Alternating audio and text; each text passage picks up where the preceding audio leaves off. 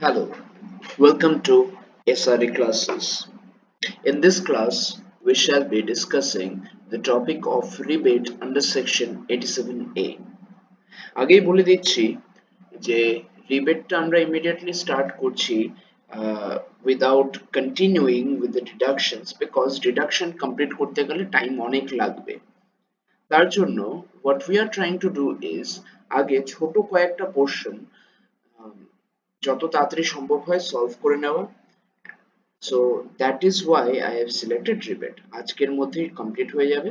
So first things first, এই ক্লাসটা করার সময় what we have to do and my request to you is at least একটা pen এবং পেপার নিয়ে বসবে because this is a very small topic, খুব ছোট টপিক, আলাদা করে তার জন্য কোনো এক্সট্রা নোটস আমি দেব না।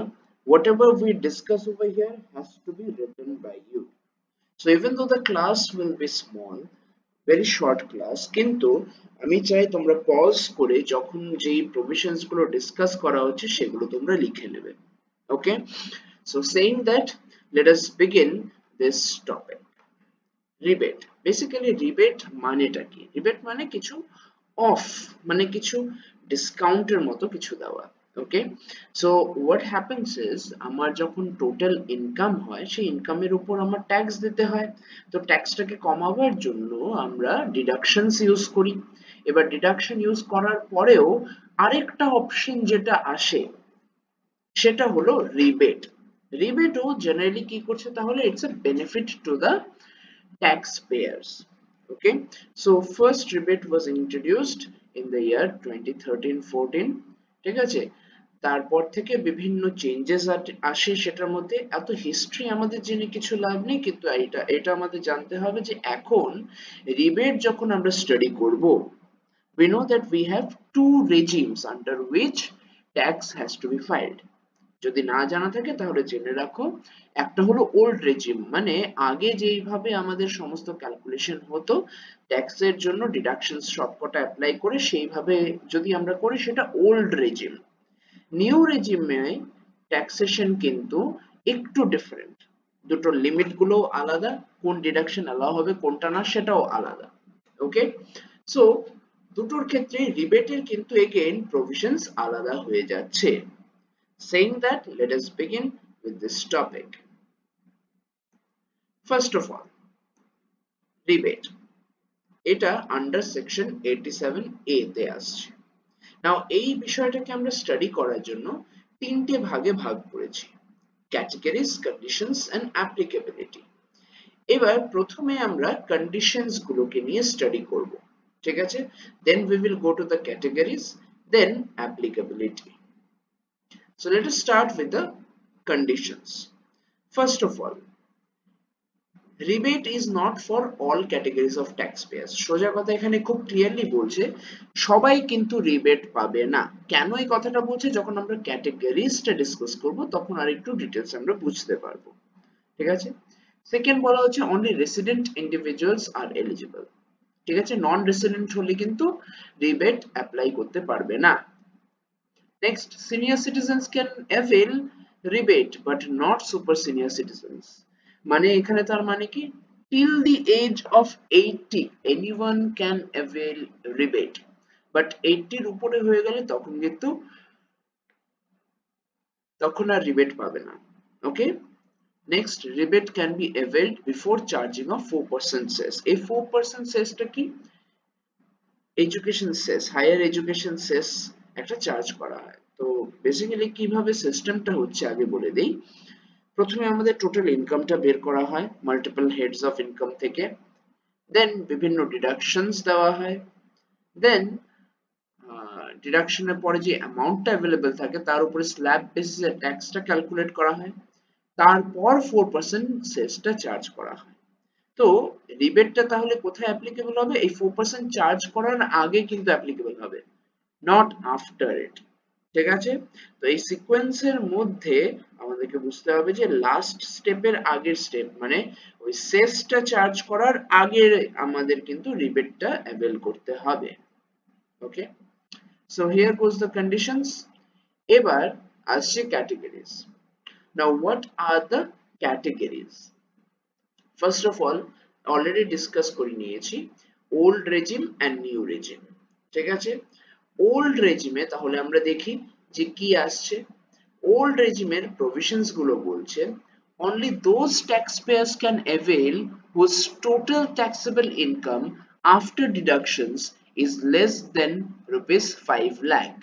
তার মানে এখানে কি বলছে, 5 লাখ টাকার যদি কম হয় আমার total taxable income, in that case only I can avail rebate। ঠিক আছে, এবার আমি হয়তো বলতে পারি একটা সিচুয়েশন, লেটস সে একজনের ইনকাম 8 লাখ টাকা, ও কি রিবেট অ্যাভেল করতে পারবে?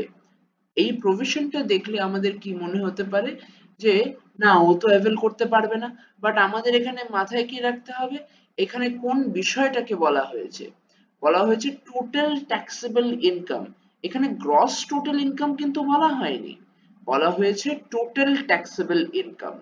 তার মানেটা কি, গ্রস টোটাল ইনকাম আর টোটাল ট্যাক্সেবল ইনকামের মধ্যে তফাৎটা আমরা ডিডাকশনস এর ক্লাসে বলেছিলাম, যে আমার যদি ডিডাকশনস অ্যাপ্লাই করে আমার টোটাল ইনকামটাকে, আমার ওভারঅল ইনকামটাকে কমিয়ে নিতে পারি, সেই বিষয়টার নাম কি হবে, টোটাল ট্যাক্সেবল ইনকাম। তার মানে এখানে কোনটা বলেছে, ডিডাকশন কমিয়ে যদি আমি লেস দেন 5 লাখ আনতে পারি, in that case of course I can avail rebate। ঠিক আছে, এখানে কিন্তু গ্রস টোটাল ইনকাম দেখছে না, টোটাল ট্যাক্সেবল ইনকামটা দেখছে। So this has to be kept in mind. যদি 8 লাখ টাকার ইনকাম হয় কারো, in that case we should answer it in this way. আনসারটা তাহলে কি হবে, বলা হবে যে yes, the SSC can avail rebate even if the gross total income is 8 lakh, only provided that the total taxable income after deductions comes to less than 5 lakh rupees। আশা করি এই পয়েন্টটা ক্লিয়ার। তো এবার অ্যাভেল তো করতে পারবে, কিন্তু what is the amount of rebate that they can avail? বলা হয়েছে 12,500 or the total taxable income। ঠিক আছে, so total income tax, not the taxable income, total income tax। তার মানে এখানে কি বলা হচ্ছে, ধরো আমার যদি টোটাল ট্যাক্স আমার পে করতে হয় 10,000 টাকা, in that case I will not get 12,500, তখন আমি 10,000ই পাবো। ঠিক আছে, কোনোদিন ট্যাক্স লায়াবিলিটি থেকে আমার রিবেটটা কিন্তু বেশি হতে পারে না। রিবেট দেওয়া হচ্ছে যেন ট্যাক্স বেশি পে না করতে হয়, কিন্তু তার মানে এটা নয় যে আমাকে সব ফেরত দেবে, এটা তো নয়।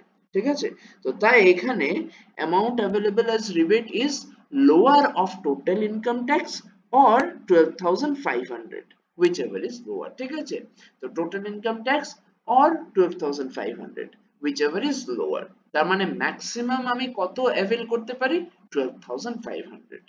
ঠিক আছে, clear? This are the provisions of old regime। আশা করি এই জায়গাটা ক্লিয়ার হয়ে গেছে, কারো কোনো কনফিউশন নেই। Now let us jump to the new regime.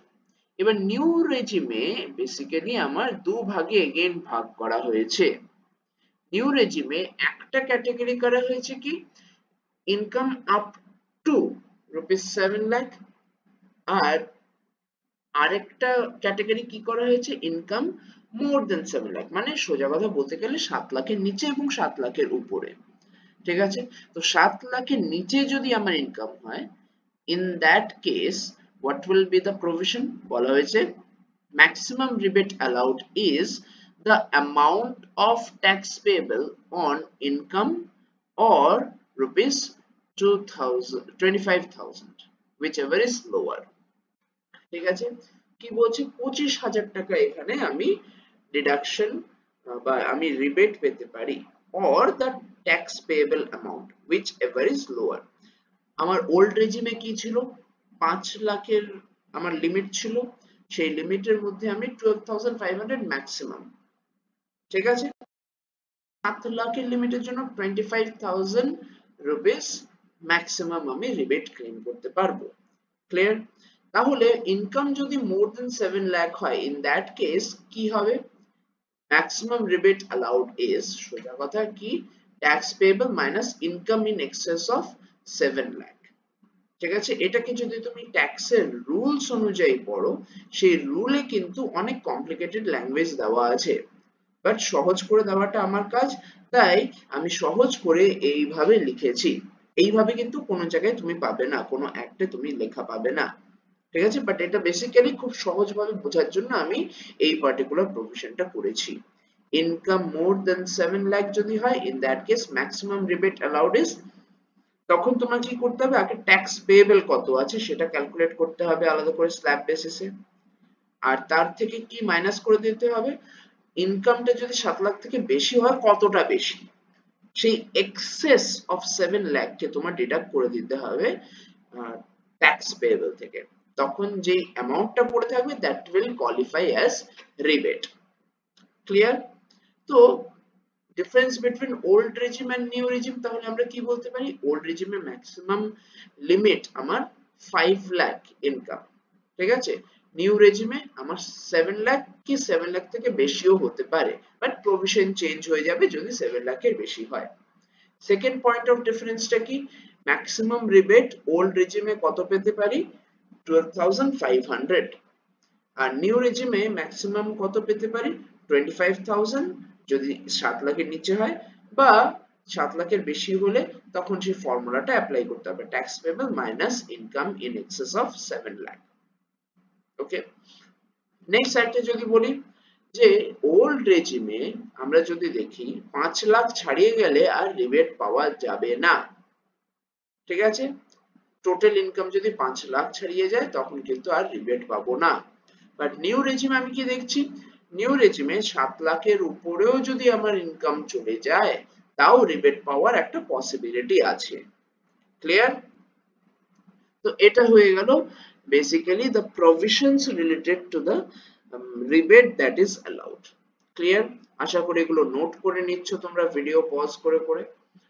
Next we move to the next point, applicability.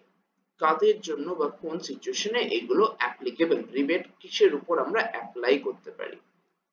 First of all, rebates can be claimed on income which is taxed at slab rate, ঠিক আছে, income যার উপরে tax slab রেটে calculate করা হচ্ছে সেটার উপর আমরা রিবেট চার্জ করতে পারি। ওকে, next, LTCG under section 112 of Income Tax Act, মানে long term capital gain according to under section 112, তার উপর আমরা ইনকাম ট্যাক্স, তার উপর আমরা কিন্তু রিবেট অ্যাপ্লাই করতে পারি। এই সেকশন 112 এর যা বিষয়গুলো এটার মধ্যে কি ইনক্লুডেড আছে সেটা ব্র্যাকেটসে দেওয়া আছে।